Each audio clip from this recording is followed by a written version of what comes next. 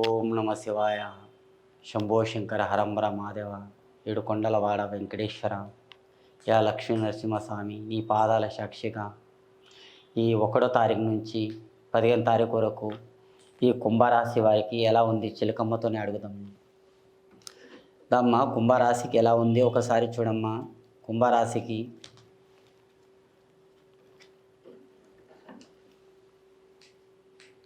కుంభరాశికి చూడండి, షిరిడి సాయిబాబా.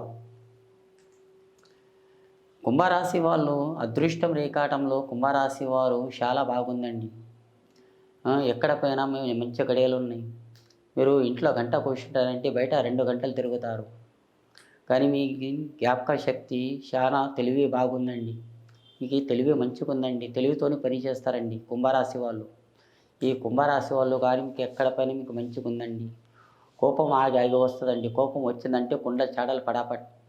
కోపం పోయిందనుకో ఒక రొట్టెల 10 మందికి పెడతారండి. అలాంటి గుణం ఉందండి మీకు మీ పేరు మీద. కానీ మీ కుంభరాశికి వచ్చేటోళ్ళకి వచ్చేస్తుందండి. కుంభరాశి చాలా మంచిగా ఉంది. ఈ ఏడాది మొత్తం మీకు చాలా మంచి కలిసి వచ్చేది ఉందండి. కానీ అదృష్ట రేఖాటం బలం రేఖాటంలో కానీ తొందర పడకండి. నిదానంతో చేయండి. మీరు ఎంత నిదానం చేయండి అంత మంచిగా ఉంది మీ పేరు మీద. కానీ హంస కడియ ఆలోచన రేఖాటం మంచిగా ఉంది. భార్యాభర్తల కొట్లాట కిరికిరి అలాంటిది ఇబ్బందులు. ఏదన్నా దేశానికి వెళ్ళాలనుకున్నా విదేశాలు, చదువు గురించి, జాబ్ గురించి మంచి గడియలు ఉన్నాయండి. మీకు చదువులు పై చదువులు మంచిగా చదువుకోవాలి, మంచిగా పేరు సంపాదించుకోవాలి. ఇక్కడ చదివించిన మాస్టర్ పేరు కూడా మీరు సాధించుతారు. గురు విద్య మంచిగా ఉందండి. గురువు చెప్పిన విద్య మంచిగా అబ్బుతుంది. మీ అనుకున్న పనుల్లో మీకు మంచిగా ఉంది. ఈ కుంభరాశి వారు అందరికీ సహకారం ఉందండి.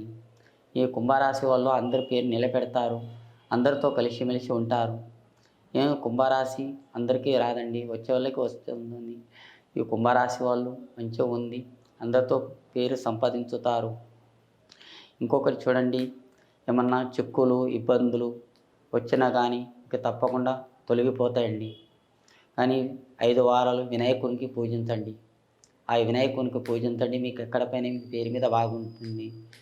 ఏదన్నా నాగదోషం అలాంటి దోషం ఉంటే నాగునికి పాముని కొట్టకండి. ఆ భగవంతుని దయ వల్ల అదృష్టం రేఖాటంలో బాగుంటుంది. అలాంటి దోషం ఉంటే కూడా పుట్టల పాలేయండి. మీ దరిద్రం అనేది దూరం అయిపోతుందండి. ఆ పుట్టల పాలేస్తే మీ దరిద్రం మొత్తం కలిగిపోతుంది. మీ అనుకున్న పనులు మీకు బాగా జరుగుతుందండి.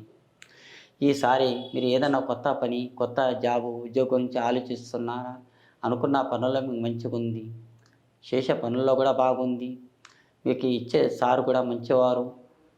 అలాంటి 4 పైసలు మీకు సాధించుతారు. ఆ జాబు కూడా మీకు మంచిగానే వస్తుంది, కానీ చెడు ఏం లేదండి. ఆ జాబు ఉద్యోగం మీరు తప్పకుండా సాధించుతారు.